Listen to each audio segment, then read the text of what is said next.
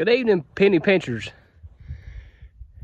Welcome back to the farm today, Saturday evening, the 26th of February. Moving these girls, we just moved them on the other side of the wire, giving them the second half of the farm.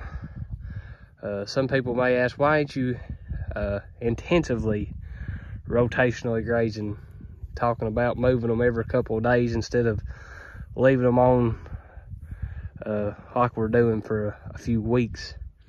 And the reason behind that is basically, it may be an excuse, or it makes sense in my mind. We are moving our cattle, but we split our farm into two halves. There's the line. That's the half they've had for the last 2 to 3, maybe even 4 weeks. And today I moved them on this half. Unrolled them with a little bit of hay there on this poor spot. That's the spot that they used to grow tobacco in way back in the day.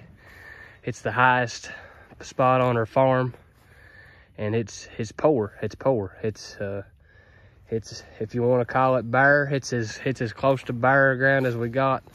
You can see right there, places like that right there, all the way out through this little 2 to 3 acre spot. So this is where we're wanting to concentrate all of our hay at, feeding that, putting that extra carbon down. And I don't know if you can see it very good back through there on the other side of the fence. You can see all the manure pats, and that's just extra fertilizer is what that is. That's the reason why we do this. We concentrate all that impact, all that extra hay. Some people may call it waste. We're calling it carbon. That's what goes into our ground and gives life to the dirt, to the soil. And if you ain't got good dirt and good soil, you ain't gonna grow good grass. That's the redneck layman's terms of how science works. You gotta have good dirt to grow good grass. And this is just one of the ways that we're trying to accomplish that, is by unrolling our hay all over our farm. And that concentrates our animals in a small certain area for a period of time.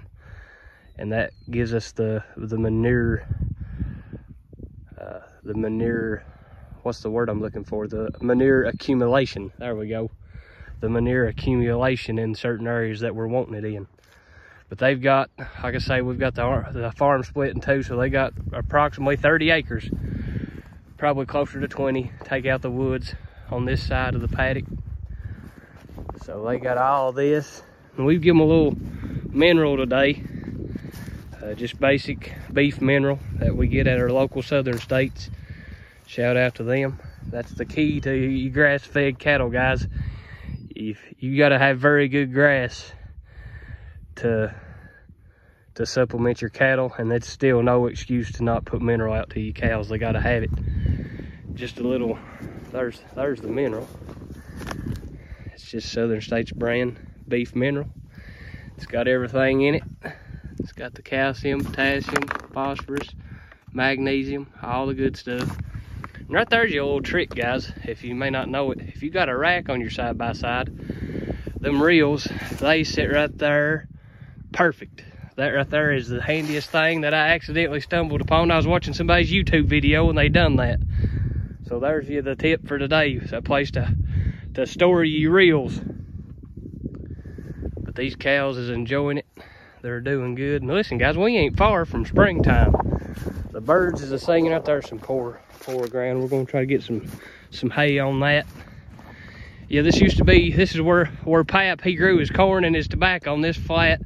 And this flat they just come off of that we've been feeding hay on for the last couple of weeks.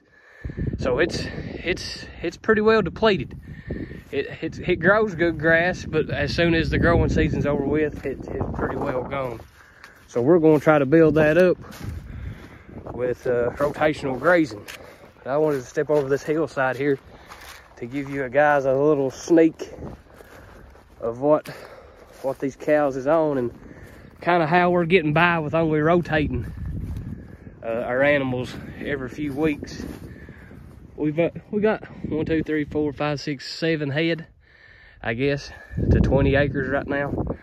So that's why we're not growing nothing really. It's starting to come up a little bit, but not enough to matter really. But that's why we can leave our cows out and not intensively rotate them, I guess you could say. That's gonna be their water source. And they've got all this right here to graze in, and I'm gonna feed her hay up here on top and their mineral up here on top. That way they gotta move and cover this whole country in order to get to it. You don't want to feed you hay, you don't want to feed you mineral right down there next to the water, or that's where they'll stay all the time, and that's where you get your mud at. And guys, I mean, we had our first cattlemen's meeting of the year this week, and mud is, I mean, we had some big rains come through Kentucky this week, and it is wet. But listen, guys, we got, I mean, if you got some residual on your landscape, something that's catching that rain, if you've got you a light form of feeding hay, aka an unroller, you can get across your landscape and not tear it up. Man, I was talking to some of these guys that was showing us pictures and on their phones of their hay barns and where they keep their tractors at, where they have to go every single day to feed. Man, it's just a mud pit. And God, I mean, I ain't talking bad about you, but I know that you would change it if you could. And right there's the way. No mud. There's the way.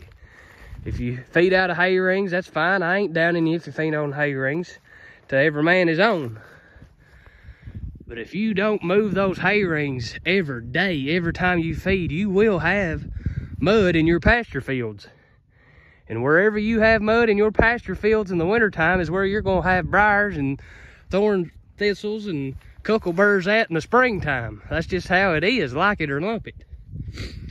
But there's a better way, guys, and I ain't saying this is the right way, but I'm saying this is the way that we've seen improvements on our farm. No mud, no tracks, no ditches, no ruts, because that ain't heavy enough to make a rut. I mean, you really got to be doing some traveling in the same exact spot every day to make a rut with them things. But anyway, we know we got a lot going on in our world affairs right now, a lot to pray about, certainly, a lot to be thinking about. And kind of our hot topic this week at our cattlemen's meeting was just trying to look ahead. Our fertilizer prices are going to be skyrocketed, no doubt about it. They already are. And that's going to, the result of that is a lot of our farmers are not going to fertilize. They're not going to fertilize their hay ground, or if they are, they're not going to fertilize near as much as they need to, because it just ain't economical to. Farmers have a hard time coming out anyway, and they sure gonna have a hard time putting $400, not pounds, dollars of fertilizer to the acre. $400 to the acre. I mean, I don't think our representative from the local fertilizer plant done his calculations before he come to our cattlemen's meeting. And it was kind of surprising to him when he worked that out for his example that he gave. But looking ahead, guys, this summer, this fall, I'm predicting we're gonna have some very expensive hay. And you're gonna have to watch, because the hay that has been fertilized, that's well maintained, that's got good nutritional value to it, it's going to be very expensive. But like everything else, there's going to be some hay out there that's not going to be near as good for a high price as well. And we want to keep our eyes open and watch out for that to make sure the hay that we're purchasing is worth the money that we're spending on it. So maybe just a little something to think about going into the springtime. If you're thinking about fertilizing, be sure to get you a soil test on your farm. That way you don't have to put no more on than you have to. Putting it exactly where you need it at. And if if you're like us and you buy your hay, you may want to do a little homework on the guys you're buying hay from. You may want to make a double lap around their farm to see if you see a fertilizer buggy on it this year. And in the fall, when you go to buy that hay, and it's priced like the hay that's had fertilizer on it, and you know good and well it ain't, there's your little leverage. I mean, that's just how it is in the world we live in today, guys. We gotta do what we can to stay on the farm and to be profitable. But this right here, guys, this is the best way to be profitable in the cattle business, is by rotationally grazing your cattle. when the springtime, when the spring flush gets here, yes, we're going to start intensively grazing again. We're not going to have our farm split up into 2. We're going to be splitting it up into 15 or 20 different paddocks and doing every other day moves or daily moves, whatever the grass gives us. But just a little tip and trick. I'm going to get this hay rolled up on the unroller and take it and park it in the barn, and we'll bring it back out Wednesday and give them a little more. But in the meantime, guys, hope everybody stays safe. Keep the world affairs in your prayers. And let's look out for each other. We're all in this together. We're all on the same team. Enough of this fighting and feuding between fellow man. For God so loved the whole world. He didn't love just certain ones of us. He loved us all. And that's the way we're supposed to be too. Guys, have a great day. Have a great weekend. And happy farming.